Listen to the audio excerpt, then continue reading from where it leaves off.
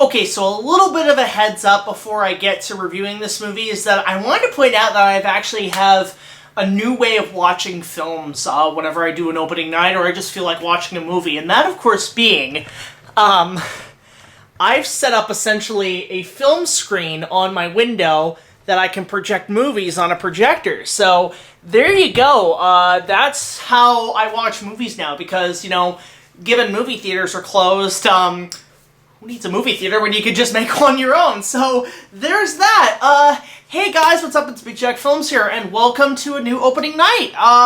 This opening night is actually very interesting, because this film was recommended to me by a fan, and I apologize if I can't remember who it was. If you can comment down below, whoever sent me the film, please do. I will put your channel in the description down below as a major thank you to you. So thank you to that particular fan for sending me this movie. He had sent it to me through my fan mail, and I got a Blu-ray copy of it, and that, of course, being Martin Scorsese's Hugo. Now, a little bit of history about this film before I get into kind of like the story and everything is that I've known about this movie for a very long time. I did know mostly from the fact that it was, for one, it came out during the big 3D craze of the 2010s, like about 10 years ago. It was heavily marketed on that front, that people said, go see it in 3D and everything. But on top of that, it was nominated for a few Academy Awards, and funny enough, we got Oscar season coming up. We got the Oscars coming up, so I don't know if I'm going to be watching it. I know 2020 had a lot of cut and dry movies. There wasn't much in the market, and the Oscars have kind of been going downhill. I felt the last great Academy Awards was back when Seth MacFarlane hosted the Oscars. I mean, aside from Joker winning the 2019 Oscars, the shows have been kind of ass, I'm not gonna lie. But, I know this movie was nominated for a few Academy Awards. Now, that's sort of my background. So the story is basically about this kid who, it actually takes, surprisingly, it takes place in 1931. So it's right in the middle of the 1930s in France. And it's about this kid named Hugo who works at a train station, you know, kind of like fixing the clocks and gears and so on. And, you know, he collects stuff and he builds his own inventions and everything. And it's surprisingly, I'll get to my positives about this in a sec, but he basically is sort of a scavenger, and he meets a toy maker and another girl who, I can't remember who the actress is in, but I've seen her in a ton of movies. She's great. She was in, I believe, the remake of Carrie, which I actually was a big defender of. That was a decent remake. And he basically goes on this magical adventure and solves a mystery. So there's mystery, there's magic, there's all this stuff, and it involves something to do with his father, who's played by Jude Law, and then there's this other inventor, this toy maker, played by Ben Kingsley, who may not appear as he supposedly appears to be seen or whatever. Meanwhile, evading, you know, the nasty train guard, security guard, played by Borat, Sacha Baron Cohen, and along with a few cameos from some other really big British names, you have yourself surprisingly, a very well-made film. I was not expecting it to be this good. It's funny because this is the kind of movie that I normally skip on. These are the kind of family films that are always under my radar, and I know there's a ton of these sort of animated films or family-friendly movies that don't really seem up my alley because they're not as common and in terms of the casual movie-going audience. I mean, there's one French film, like, animated, that I can't remember what it is, but it's like things like Mary and Max, or, you know, other films of that nature, or that Pinocchio movie that came out a few years ago. I can't remember who did it. It was some French film, and then there was the, oh god, there's been a couple. There was the remake of Oliver Twist, which I didn't see because I prefer the original musical version. That's a wonderful movie.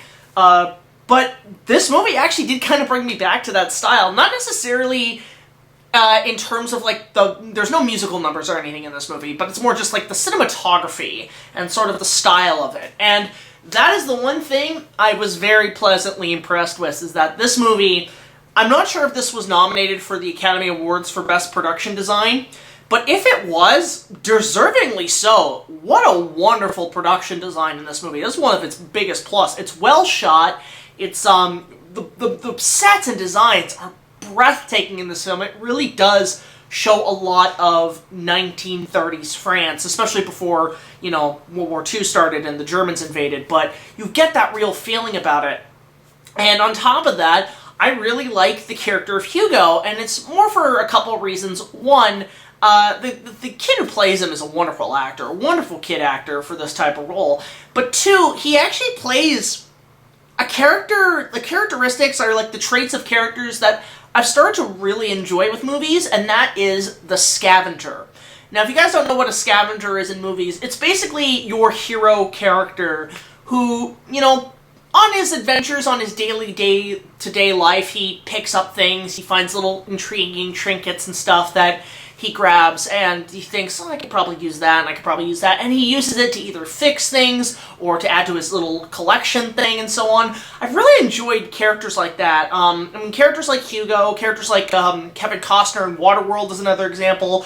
Rey from The Force Awakens. I know people have an issue with the sequel trilogy, but I felt that was one of the biggest things with Rey I really enjoyed. It's just these characters who kind of don't really have a place in the system, but they live off the scraps of other things, and they basically make a life for themselves. And you get that a lot with this movie, from the fact that Hugo collects stuff, little gears and trinkets, and then he goes to his little place that he lives in, and there's just all this detailed stuff all over the place. And given I'm sort of a scavenger myself, because I normally go and do a lot of collecting for like vintage toys or props I need for certain projects, I'm always going around secondhand shops kind of finding stuff that kind of intrigues me, and I'm like, okay, I'll pick that up, and, you know, I'll just come back, and it's almost like shrimp fishing in Forrest Gump, where you come back with a big net, and sometimes you come back with a big wad of stuff, and then sometimes it's like, oh, that's a bunch of crap. It happens occasionally. So I like characters like that, and so the production design is spectacular. The cinematography is great. I will admit, this movie obviously does use a lot of CGI, but thankfully it's used very appropriately here. It doesn't feel forced, it's not used to create a creature, it's not used to create big action scenes, it's used to kind of enhance the environment a bit, and it works relatively well in this movie. I was very pleasantly impressed. In fact, there's some effect shots that I won't get into, but there's a couple of effect shots that use some very impressive model work, like models, like, you know, like stuff crashing into shit, and I really enjoyed that. Second thing I really liked was the supporting characters. The supporting cast, great set of actors. Ben Kingsley, I've seen in other things. I know him mostly for the third Iron Man movie, which I am not a fan of. Iron Man 3, I think that's one of the worst Marvel MCU movies. But in this movie, he's really good. Like, you can see sort of this mysterious character who turns out to be somebody who will blow you away watching this. I don't want to give too much away. I really don't in terms of characters, but I will tell more of it in the story. But Ben Kingsley's great in this. There's a scene in this movie where if they did a sequel to Flash Gordon, the 1980 film, he would actually be a decent replacement for, the guy who played Emperor Ming in Flash Gordon. Max von Sydow. He'd be a great replacement for Max von Sydow in a Flash Gordon sequel, because he looks, in one scene, like Emperor Ming. And I'm like, dude, you gotta cast this guy. I know the guy who plays Flash Gordon has still signed on to some sort of sequel contract, so they need to make sequels. Get him to play Ming. He'd be a great replacement for Max von Sydow. I think he'd be great. Aside from that, you know, you have things like the girl who I can't remember what the actress's name is. I just call her Carrie because she was in the remake, but she's been in a lot of stuff. She's a great actress. I think she's fantastic. And then you have Sacha Baron Cohen, who, in some areas, like, you can tell he's kind of the villain, but he's kind of not. You know, he's kind of just a misunderstood villain where he's just acts like a dipshit, but he's got his reasons why. He's got his own personal life. So it's not the whole, oh, I'm an evil bad guy and blah, blah, blah, blah. You know, it's not like the child catcher from Chitty Chitty Bang Bang, or, you know, the guys who grab kids and put them in homeless places, or you know, children's shelters for money, like that guy in The Wizard. You know, it's nothing like that. Which I like. It's not, you know, your typical kids movie. It doesn't fall into any sort of tropes or any, like, cliches that you see in normal kids movies. The biggest thing that surprised me was the amount of almost cameo side characters, small roles for these actors that I didn't even know were in this movie. For example, there's this one guy who's always in the station with this old lady and her dog, is played by, I can't remember what the actor's name is, but he was Dursley, the Daddy Dursley or whatever, Uncle Dursley from Harry Potter. He's Harry's uncle. He's in this movie. He's always a great sight to see in films. Like, I know he's gone, but it's always fun to see him in a couple of movies. Like, he popped up in Pirates 4, which I thought was funny. He was King George. And then also, something I did not expect, Christopher Lee's in this movie. I freaking love Christopher Lee. And, you know, it just seems like it's just a great anomaly of characters that you can really dig each one because they always have something great to bring. And that brings me to the point. Is one of the reasons I kind of avoided this movie for so long is it just felt like sort of that fantasy knockoff, like that was trying to cash in on Harry Potter, and all these, like, you know, young adult novel fantasy movies at the time of that movie. I mean, I think this came out a year after Deathly Hallows Part 2, like a year after Harry Potter ended, so there is a bit of that Potter feel to it. But it more so, surprisingly, because this movie is directed by Robert Zemeckis, or not Robert Zemeckis, it's directed by Martin Scorsese. Something that really kind of stuck out to me is that this didn't feel like a Scorsese film. This felt like a Peter Jackson movie, and it's because of a few reasons. One, obviously some of the cast members, I mean, again, you know, Christopher Lee's in this, and some of the cinematography and the way it's visually interpreted, it feels very much like something Peter Jackson would have done. But on top of that, the score, and that's because the score was done by Howard Shore, and I could guess who it was right away. Because Howard Shore's music in this, like, there's moments where it's like, the music has sort of Jerry's Game violin accordion kind of feel to it, like, obviously because it's France, and Jerry's Game is my favorite Pixar short.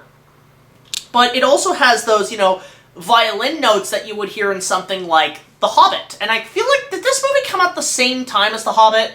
I'm not sure, but it felt like Howard Shore was kind of running out of time. So, like, there's moments where the score goes more into The Hobbit. And, you know, and what I mean by that is, like, if you remember in The Hobbit when the dwarves and Bilbo are kind of doing their thing, and you just hear those little strings of violin where it's like, do, do, do, do, do, do, like this sort of like this mischief kind of music. You hear that a lot in Hugo, and I'm thinking, so I keep expecting Bilbo Baggins to show up at some point, and the dwarves to come in and start eating the food in the train station, which, to be fair, that'd be a great crossover. But anyway, so it does feel like a Peter Jackson film in that sense, and I guess maybe because they were both, Scorsese and Jackson were both working on these movies at the same time, might as well. You know, it's like the stars are connected in that sense. And aside from that, like, one thing that this movie, it's a mild spoiler. And I won't say what the spoilers are in terms of characters, but I will say what the spoilers are in terms of plot, is that this movie surprisingly went into a direction I was not expecting. I was just expecting a boy in a train station who goes on magical adventures, and it actually does something that is something I'm really a fan of, and that is it goes into the deep dive into filmmaking. And what I mean by that is that it goes into sort of like one of my favorite genres of movies, and it's a rare breed, is a movie about the making of a movie. So things like Ed Wood is one of my favorites. King Kong, you know, it's Carl Dunham making his movie. Bowfinger, which is one of the only movies I can kind of tolerate Steve Martin and Eddie Murphy, because I'm not really the biggest fan of those guys in terms of comedy, but that's one I really enjoy, is Bowfinger. I actually just saw with my buddy Josh American Movie, which was alright. It's not one of my favorites in that genre, but it's got some decent lines, and it is pretty funny when it needs to be. But I always like that, movies about making movies. And this film does something very interesting, and it actually shows movies during the early days of film.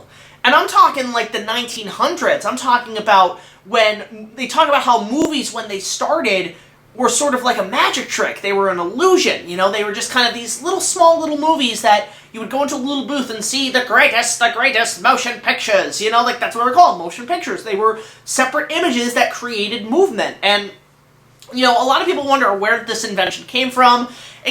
I can't remember who exactly really invented the first film. A lot of people say it was Thomas Edison who invented the motion picture camera, which, fuck that. I'm gonna be that guy. Thomas Edison is a fucking hack. He's a fraud. Fuck Thomas Edison. He stole a lot from other people. I mean, look up Nikola Tesla and you'll know what I'm talking about. But, you know, it was obviously invented by these guys and they show all this magic tricks, and then we get to see the start of making early films, because this does take place in 1931. You see sort of a history of sort of the early days of the silent era, because this is right before talkies entered the scene, before talkies took over the motion picture. If you don't know what that is when movies started to have what's called audio. Remember, back in the early days, movies didn't have audio. They were just still images. You'd project the movie, and then you have the guy on piano go do-do-do-do-do-do. You know, like, that was the early days of movies, and they bring up a lot of great classic silent films. I'm talking The Cabinet of Dr. Caligari, Robin Hood, not the Errol Flynn film, I'm talking about the 1922 Douglas Fairbanks film. I was really hoping to see some of The Lost World in there. I think that would have been cool if they brought up some of Willis O'Brien's stuff, but don't know if that was in the public domain at the time this movie's released. I mean, I know a lot of them now are in the public domain. No Nosferatu. Really wish that was the case, but you see a lot of these clips of all these silent films, and we're going back to the days of Charlie Chaplin, Buster Keaton, Mary Pickford, all these early films, and it's wonderful to see, and I was not expecting it to go there. It goes to, most of the time, and it is a key plot point, a trip to the moon. One of the probably the first science fiction movie of all time. Like, basically a bunch of dudes just go to the moon and fight aliens. And you know that famous shot of, like, the moon with the creepy face, and it looks like the moon's made out of cheese? Remember that as a kid? And it has the face, and the rocket goes into the guy's eye. It creeps me out all the time, but you get to see a lot of that imagery in this movie, and it's wonderful. And I was pleasantly surprised by that plot twist. Again, without giving away any of the characters' identities regarding it, I would recommend watching it and checking it out, because it will blow your mind. It did surprise me, and I was very impressed with it. I thought, okay, now the movie's getting going, and I loved it for that. So I can see why this movie was very much recognized at the Academy Awards. It's up there with, like, I mean, The Artist is another one I need to watch, as well as, I've seen most of Once Upon a Time in Hollywood. I'm a big Tarantino fan, but that's one I haven't watched fully. I've seen most of it, like about 80%, so I gotta watch the rest of it. But I really enjoyed this film. If there's one thing I can say that there's not really any negatives to say. The only thing I will say is, this movie did feel a tad too long, and I know that's hard to say, because I know a lot of people who like this movie. The third act, there's a moment in the third act that I'm very conflicted on. And that's when, you know, you have obviously this famous third act kid movie trope that, again, I don't want to give away. And while I was thinking, oh no, we're doing this again, I'm so sick of this sort of trope in movies, it actually turns it on its head, and it doesn't go to that route fully, which I was so thankful for, that it didn't do that. But at the same time, I can see why they put it in, but at the same time, maybe it's because there was a bit of a patience in the third act, because it felt like there was one point where it started to wrap up, and then we're like, wait, so we have another third act? Son of a bitch. Well, we need a climax, because it's a kid's movie. The climax, surprisingly, it could have been cut. You kind of didn't need it. I felt like if certain character went from point A to B and back to A, it would have been okay, and it would have been a nice little quick little movie, and would have turned it on its head. But thankfully, it doesn't do that whole third act trope 100%. It balances out a 50-50 where, yeah, we're going to kind of do it, but we're also going to kind of not do it, where it's going to be totally unexpected what happens. And honestly, there's parts of this movie that I was actually very tense. I was like, oh god, get out of there, you know? And I like that. I really enjoy that. People like Scorsese and Robert Zemeckis and Steven Spielberg, they know how to make movies like that, where the intensity can be great. You know, it had a bit of that Back to the Future suspense, which I really enjoyed. So, overall, I was, again, pleasantly surprised by this flick. I'd highly recommend Hugo, especially for people who want something sort of outside the kid movie tropes. If you want something kind of new, interesting, surprising, exciting, visually appealing, highly recommend it. And again, a big thank you to the one of my fans for sending this to me through the mail. I was pleasantly surprised, and I really appreciate it. I'll put a link into your channel down below.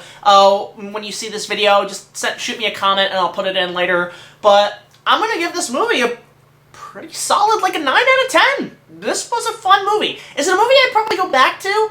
Maybe a couple times, but it's not something that I'd be overly excited to watch again, but it's a good movie. It's not just a great film, because I always love Martin Scorsese's movies. I mean, I freaking love, Gangs in New York. That's probably one of my favorites, and a lot of people don't like that movie. Love Taxi Driver. Taxi Driver's amazing.